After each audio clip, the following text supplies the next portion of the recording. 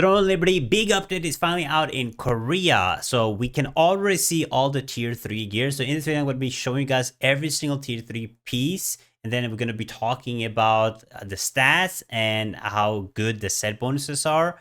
This is brought to you by a guy named Alonso. He has an Excel sheet. If you guys want to look at it yourself, I'll put it in the description below. So big shout out to him. So let's just jump into it. And the first thing we got to take a look at here is this cloak. Look at this.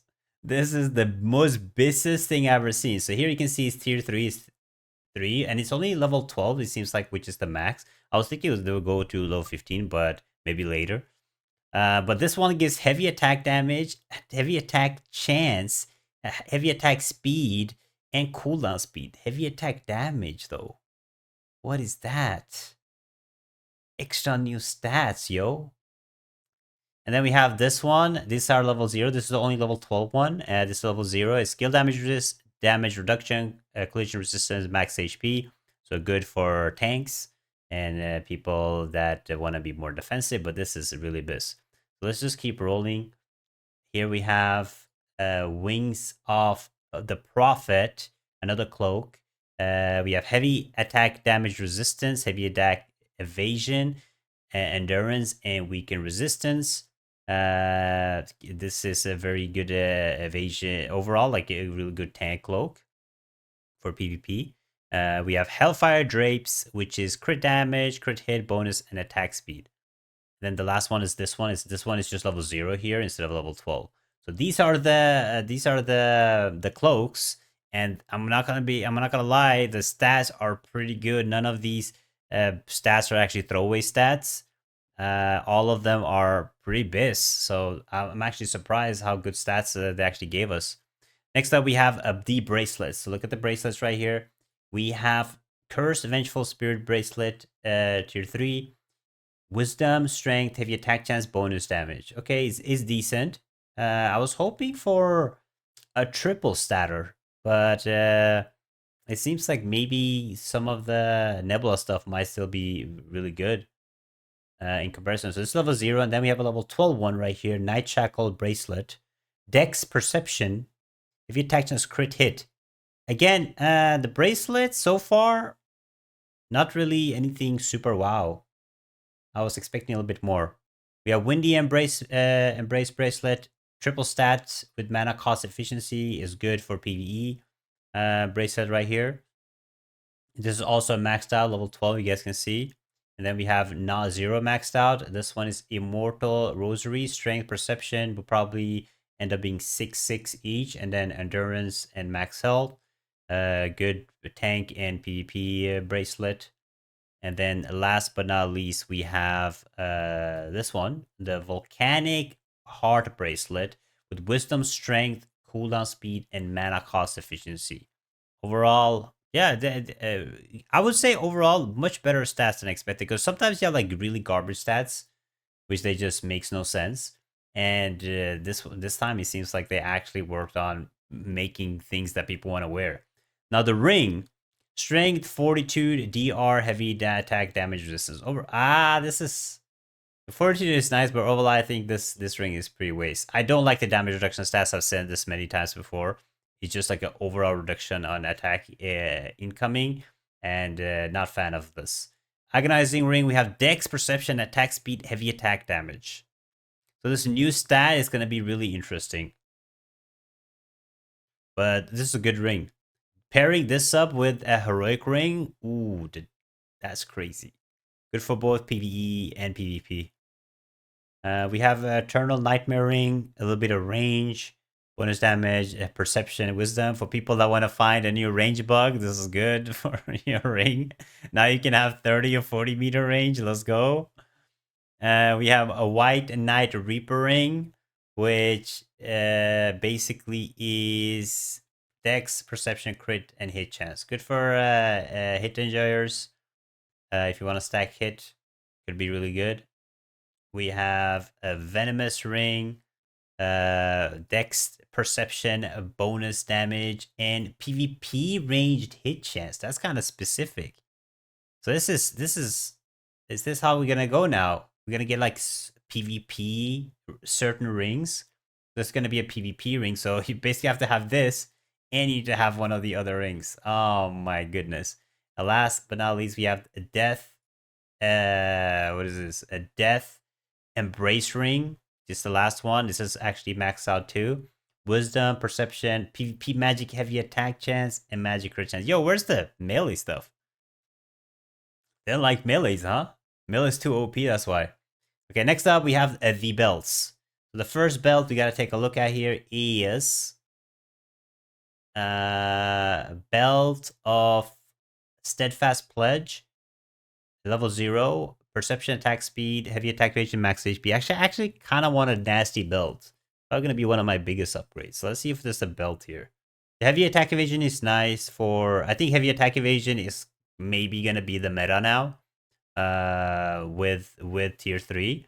So I think the heavy attack evasion stack will be good for PvP and battlegrounds. Then we have Nature's Bond, Wisdom, Dex, and Strength, triple statter with the mana region. Ancient, chance to discard level 12 belts. Strength, Endurance, DR, and max HP on this one. What is with belts and not having this one triple statter, I think, which is good. But overall, belts are always like lackluster. Belt of Hypocrisy and Contempt. We have Perception, Dex, Heavy Attack, Damage Resistance, and Evasion. This could be good if Evasion is actually working again. If you can stack it very heavy, this might be a good belt for Evasion players to play with. It also has Dex and Heavy Attack Damage Resistance, which is really good overall for like glass cannons and stuff. For people that want to run high evasion. Next up, we have Cycle Fear.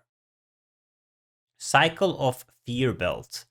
Fortitude, strength, heavy attack, evasion, and skill damage resistance. It's also another good, PvP belt with skill damage resistance and heavy attack evasion. Seems like a lot of focus on heavy attack evasion in tier 3.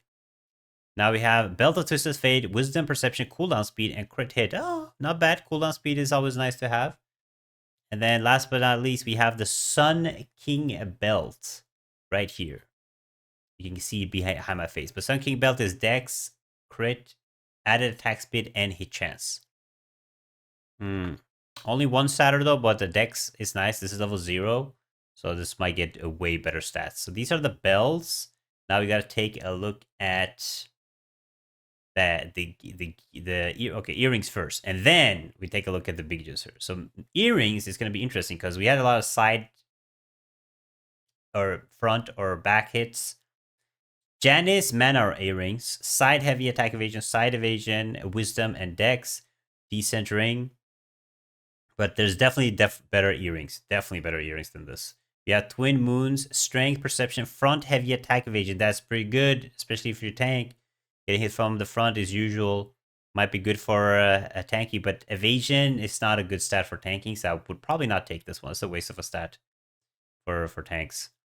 Next up is Immortal Prayer Earrings. We have strength, we have perception, front damage, DR, and side endurance. Not a fan. I'm not a fan of side stuff. They really want players to like do side hits and stuff from the side. I would feel like front and back is good. Getting side damage, I'm not sure. Like, how often are you on the side? Usually when you fight players in background stuff, they're usually in front of you, right? You don't usually get like a side element to it. We have this one, strength, dex, front heavy attack evasion, side evasion. Is this the same thing? It's almost the same, just different stats. That's the first one. And then the last one, level 0, Tyrant, Dragon Eye Earrings is Wisdom, Dex, Front Endurance, and Side Endurance. Okay, so they're making sure a lot of side stuff, no back, nothing with back though. I guess you have to use like one of the old earrings if you're like a back hitter. Back damage dealer. Now we get to the good stuff. We got Junubo's Red Colossus Greatsword. Alright, let's read this. When hitting an enemy with at 50% health or lower with the Greatsword skill, increases shock and stun durations by 1.5 and people's item use for 3 seconds. So it's like a CC guaranteed, bro. If you hit your stun, of course. Because you can't use items. This is like an arena. This is like an arena. I feel like more much better for arena and finishing off players. Like you hit them, allow 50%, and you just use a decap on them. That's not bad, not bad. There are definitely better ones, but this is pretty nasty CC wise. Because there's no this doesn't have actually any cooldown to it. So every time you CC somebody below 50%, the duration will increase. I think this will be nasty actually looking at it. I'm gonna put this on my the stats are whatever, hit and stun chance. But the passive on my Greatsword will go good. On my heroic Greatsword. Next up, we have a Morokai Greatsword. When applying shock or stun, has a 50% chance to deal 600% of base damage. To 2 times to other enemies. Oh, this is nasty. Because our base damage is super high right now. This will be good for both PvE and PvP. Shock is what you put on PvE monsters, basically, when you use a stun. Like, for example, stunning blow stuff, you can apply shock. 50% chance is nasty. Damn. But this is going to be crazy. Morkai's Thunderbolt. So you have to go farm all bosses, yeah? Okay, then we have Adentis Cinderhulk Greatsword. Let's look at this one. When attacking with the Greatsword, increase base damage by 0.4% per 1000 HP up to 36k. Really? Is it capped at 36k? It's still pretty nasty though. Base damage every 1000 HP. That would give us, what is this guy going to give us? 4, 8, 12, like 15% more base damage. Not bad. Still like Morokai more, but this is not bad. And then we have another Greatsword. Silver Reaper's Gag Order. And heavy attack has an 80% chance to silence the target for 5 seconds. Nah. Yo, this is crazy. This is a full PvP weapon. So if people are not stacking heavy attack evasion, you can keep silencing them. It has cooldown though, 50 seconds. These are good. It really kind of sounds a little bit OP, but definitely like the Morokai the most here. And then we have the crossbows. Fan favorite, guys. Fan favorite. Kawazan, Flame Spirit. When attacking during the day, increases attack speed by 1% and bonus damage by 2 for 2 seconds. When attacking at night, reduces target's movement speed by 2% and damage reduction by 2 for 2 seconds. Stacks up to 15 times. Okay. So the stack is good. This could be annoying if you spin. But compared to what we've seen with like Cordy crossbow and stuff, nothing too crazy. But the damage increase attack speed is pretty nice. I feel like you have pretty close to cap attack speed already as a crossbow. So I don't know how much this would help. Gives Dex, Perception, Crit, and Stamina regen. Next up, we have Malakar's Flame Spirit Crossbow. Base damage, 2.5% for all party members. Yo, this might be BIS for PvE, yo. 2.5% for all members. Or for raids, you want one crossbow player, one Malakar Flame Spirit Crossbow. Nothing too crazy, though. Nothing too crazy. Then we have this one. Not translated, but don't worry, I will translate for you guys. This is not translated here. Translation is, let's see here. Gain 25 stacks of Soul Harvest when an enemy you attack dies within 10 seconds. Each time you make a projectile attack, consumes 1 stack of fire and digital projectile for 30% of your base damage. Now, I don't play crossbow, so I'm not sure how good that is. But it's basically triggers when an enemy that you have attacked dies. So you don't have to kill a player if you're using it and spinning in like a massive blob. In large scale and somebody dies, it would trigger the skill. Actually pretty nasty. So it will just launch extra projectiles. Crossbow, Greatsword looked much better than a crossbow, but crossbow does not look bad at all. It all depends on how that will work though when you actually play it. Wand. 2 wands only? Damn, Greatsword, yo, Greatsword up good. We're getting 4 Greatswords and 2 of other weapons. All right, wand. Let's see here. When using swift healing on a target below 30%, it applies a shield equal to 450% of base damage, plus 1,500. Cooldown 30 seconds. This would have been really nasty, but cooldown 30 seconds. I'm not sure how good that would be, but this is good extra barrier. Then we have this one, Silver Reaper's sentence. I will translate it. Don't worry, guys. This is why you want to have Google Translate. When the Hand of Despair hits, there's an 80% chance to reduce all received skill recovery by 99% for 2 seconds, applying a weakening effect that deals 200% of the base damage whenever receiving a heal recovery effect. So when you use Hand of Despair, is that what it's called? I don't know if that's what the skill's called. It's an 80% chance to reduce all received skill recovery by 99%. Okay. Next up, we have the Daggers. The healers already got nerfed, but I heard that they're buffing the sets for healers, so it might be good. But let's look at the Daggers now.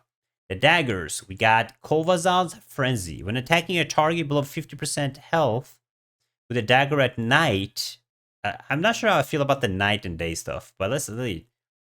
Hell, with a dagger at night, increases critical damage by 20% for 3 seconds. When attacking a target below 50% health with the dagger during the day, increases crit hit chance. Okay, whatever. Nothing crazy. I like when the passives are kind of crazy. This is just like a straight crit hit and crit damage. It's still good, but yeah, just I like when they do something, you know, a cool effect. Then we have the Ancient Demonic Beast Bone Daggers. Each attack with Vampire Strike has a 70% chance to deal fixed damage equal to 400% of base damage. 400% of the base damage. That could be really nasty. Like if you can follow it up though at the Vampiric Strike. Staff, only 2 staffs. Let's go. Greatsword still up. Talos Incendent Staff. When stunned, trigger petrification, freeze for 1 second to protect the user, cooldown 24 seconds. Okay. More of like a defensive passive. I don't know. Maybe it could be good. Cooldown 24 seconds though. When stunned. Could be good for like glass cannon players to get like a get out of jail free card. Witch Worshipper, Black Moonstaff, we have Salvation Chain, changes to Witch Worshipper Temptation. On skill hit, has an 80% chance to apply Fear, Seduction onto a target. Making a target follow the caster for 4 seconds, increase PvP damage taken by 15%. Nah, this is crazy. If this is an AoE, let's see here. If this is AoE, it would be insane. It's like the last boss in 4-star dungeon where the boss makes you into a stone and then it will like fear everybody and then you will drag them to you and they will follow you in the dungeon. It's like that. And if it's an AoE, bro, you can just take people with you to like, a bush and then just gank them or something. That's crazy. All right. And more necklaces. What? Why is the necklaces here? Let's look at the necklace. We have Monstrosity of Sins, Strength, Heavy Attack Chance, Attack Speed, Melee Hit Chance. Good. Overall, this is a good necklace. Melee players. Greatsword players, the hit chance is nice. 94 only though at level 12. Another necklace we have, level 12 too. Perception, Melee Heavy, Attack, Melee Evasion, and Melee Hit Chance. And then we have necklace again. Wisdom, critical hit, heavy attack, and mana cost. Another necklace, strength, collision resistance, melee, and range endurance.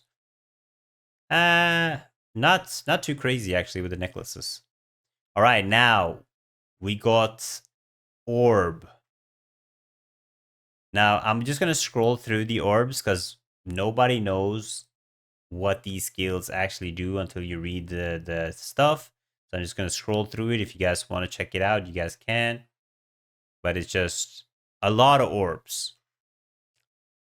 And now to my favorite sword. Oh my god, so many swords. We got 4 Greatswords and 5 swords, SNSs. Big. Alright, we got Chernobog's Cauterizing Blade. Using Annihilating Slash has an 80% chance to apply slow to up to 6 enemies. Then puts them to sleep for 6 seconds. His period duration is half, so 3 seconds. 3 seconds sleeping and slow for 1.5 seconds. Alright, if it actually is 100% guaranteed that the sleep will be put after the slow, it could be pretty nasty. But sleep, doesn't that just mean if you get hit, you get revived? Whatever, let's see. There's probably better ones. Let's see. Azrael Soulless Sword. Damage reduction 100 when using shield survival technique. Okay, we're skipping that. That's ass. That's ass. Nirma. Nirma is back. Has a 70% chance to apply collision push to a target up when using a shield strike. Really? Really? We're not getting the CC? CC spam? It's okay. It's okay. I expected a little bit more. It was Nirma. Oh my god. Cornelius Blade. On hit with provoking rogue creates a 4-meter radius explosion after 3 seconds, dealing 500% base damage to target within the area, reduces shield block chance of target hit by the explosion by 50%. This is nice. The shield block for against other tanks could be good. This could be a good like mass PvP weapon actually. Reducing tanks shield block. Okay, nothing too crazy though, guys. I'm gonna be honest, nothing too crazy so far. And then we have this one. Let's see here. Ancient Demonic Beast Ivory Blade. Usable when affected by collision, prone from Ascending Slash, Ankle Strike, Desperate Clash, Ascending Cleave, Tempest Strike. Immediately removes Bind, Collision, Fear, Silent Sleep, and Stun, and attacks enemy within 3 meters for 100% base damage, applies collision push. Yeah, I'm not gonna go with that. Next up, we got the bow. We got some bows.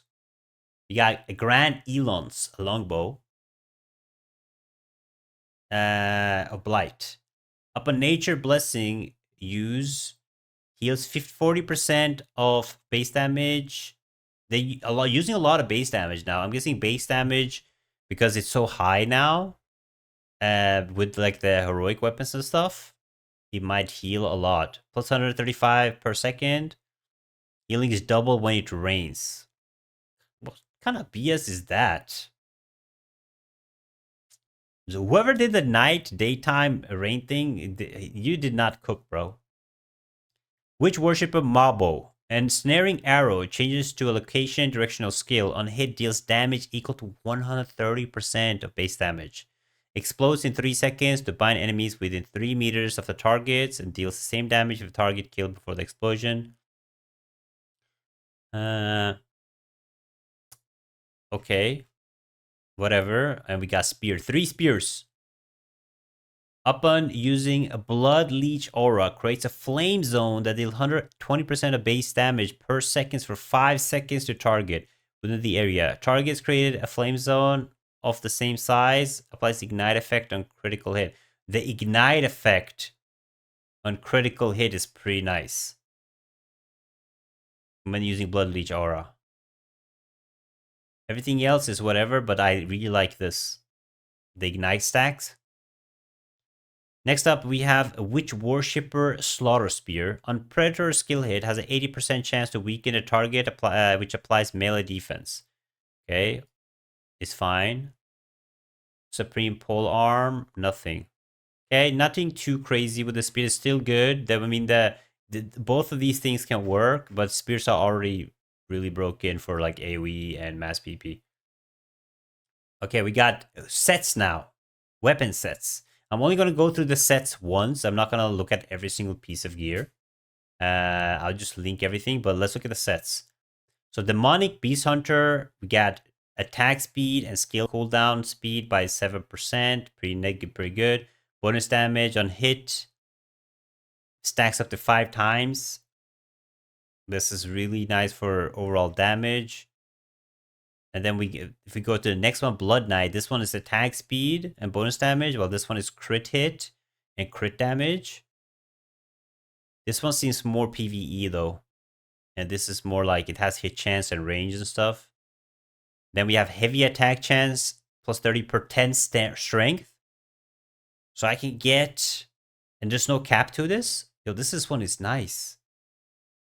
I have 100 strength. I can get 300 free heavy attack chance. That's pretty good. On heavy attack, increases heavy attack damage. So the damage, heavy attack damage, the new stat. And then we have another set right here, which is Moonlit Night Barrier Gloves. Mana cost, efficiency, max mana, shield health, and shield health received. I'm guessing this is for orb with all the shield stuff. And then we have same demonic. We already looked at this, but this one is a new set. Lightning Sniper Trousers. This is for the evasion players. Plus 150 evasion. When hit, has a 20% chance to increase evasion by 50 for 2 seconds. Stack up to 4 times. Oh my god, it's going to be so toxic. Increase endurance of nearby enemies. When using a movement, can increase evasion by 600. Oh my god. Why? Oh, this is so disgusting. Yo, Crossbow players gonna have some fun, bro. We're gonna have some fun. Then we have healing set, because healing got nerfed. So now they're giving a 30% healing, passive skill healing plus 30%, shield buff penetration chance for allies. So it's really good for PvP overall. When you're healing them, they can basically shred tanks. What else we have? Got any other sets?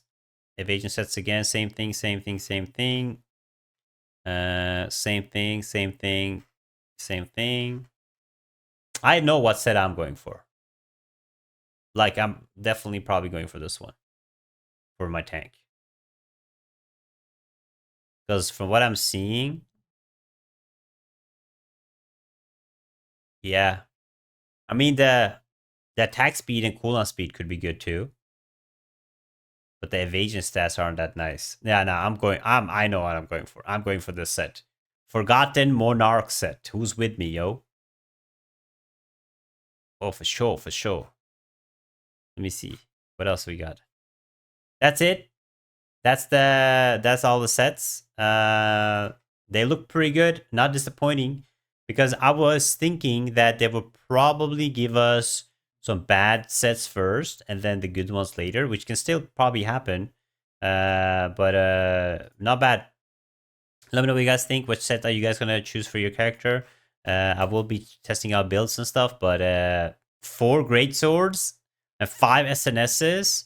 Maybe something is better than Bulwark. I don't think so, but we'll see.